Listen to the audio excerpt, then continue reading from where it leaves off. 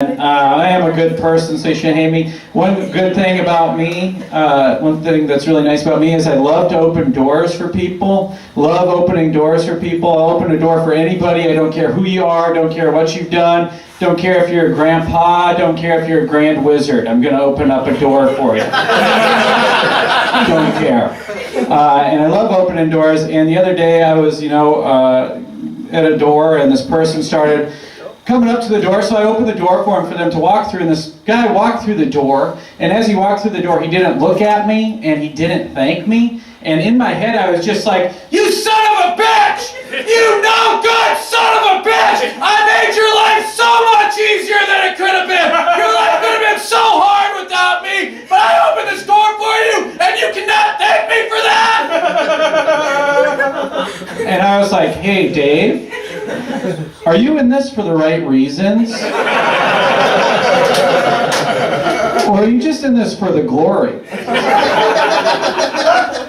So I'm going to take a couple weeks off opening doors, just to kind of remind myself what I loved about opening doors in the first place.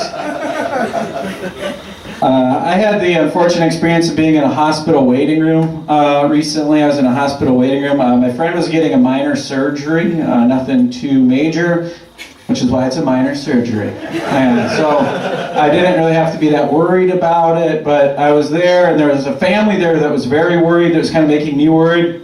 It was this old man, and it was his daughter, and what I gathered to be his daughter's husband. And they were just, very nervous, and people would walk around, and they'd be like, whenever anybody would walk through the doors, they'd be looking at them for news, and very nervous. And finally, somebody with news did walk up to him. It was the doctor, and the doctor walked up to the old man, and he said, "I'm sorry, sir, to inform you, the surgery did not work. Your wife didn't make it." And the old man just kind of went, "Well, looks like I'm cooking tonight."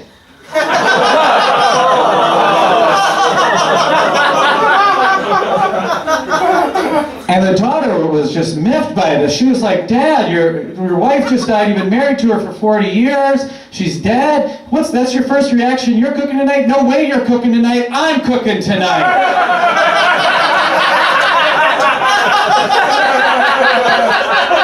And then her husband was like, "Dear, your mom just died. She's your only mother. She just died. You think I'm really going to let you cook tonight? I'm cooking tonight." And then his wife said, "Honey, that's great of you to offer, but frankly, you don't know how to cook. Your cooking sucks." And then her dad was like, "Yeah, your cooking's terrible. The last time you cooked for me, I retched. I retched in the sink. I retched in the shower. I retched in the toilet. The only open hole I didn't retch in my house was my recently deceased wife's mouth. Retched everywhere. You're cooking tonight? No way." He goes, No, I'm not going to cook tonight. Not in the sense that I'm, going to cook anything. What I meant is I'm going to cook tonight in the sense that I'm going to go to Taco John's and pick up a 6-pack and a pound. And the doctor said, now, if I'm not mistaken, a 6-pack and a pound is 6 tacos, either crunchy or soft shell, and a pound of potato olays. Is that right? And as he said that, a nurse walked by and she said, "I couldn't help to hear, but I think I heard somebody mention Taco John's." Now, I've been hearing they got a whole lot of Mexican going on there. Is that right? And then the whole family and the doctor saying, "There's a whole lot of Mexican going on at Taco John's." Now, that didn't really happen to me. It didn't happen to me. But it did happen in the final project I had to do for television advertising in college. I got a C- on that.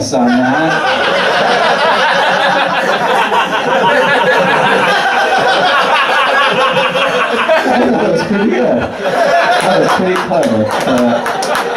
My teacher did that. So. I didn't want it to die there in the classroom, so I got thanks for listening to that. I am a pretty fortunate guy. I am fortunate to live by a park, a pretty nice park, and I heard that there were drug deals going on in this park. So I went to the park. And I found drug prices to be just as high, if not higher, than they were everywhere else. Drug deals my ass, you guys.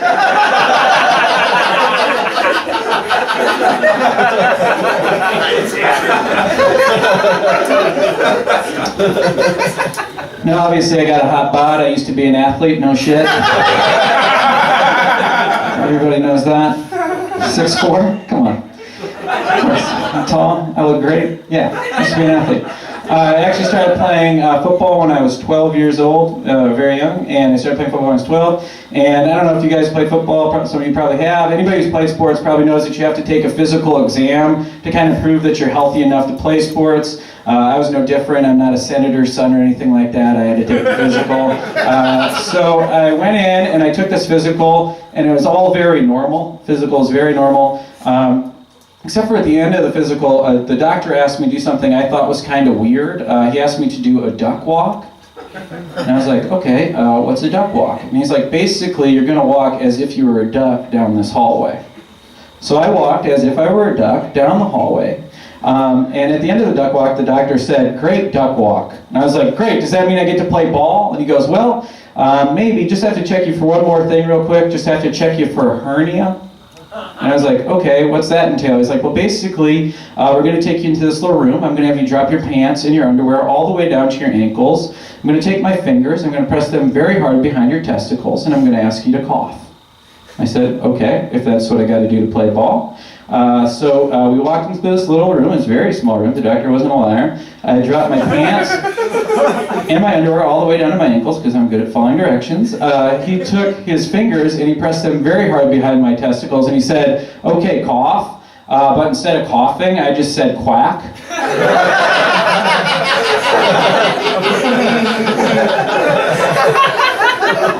And I think that's the purest laugh a 12-year-old boy with his pants down and a full-grown man have ever had together.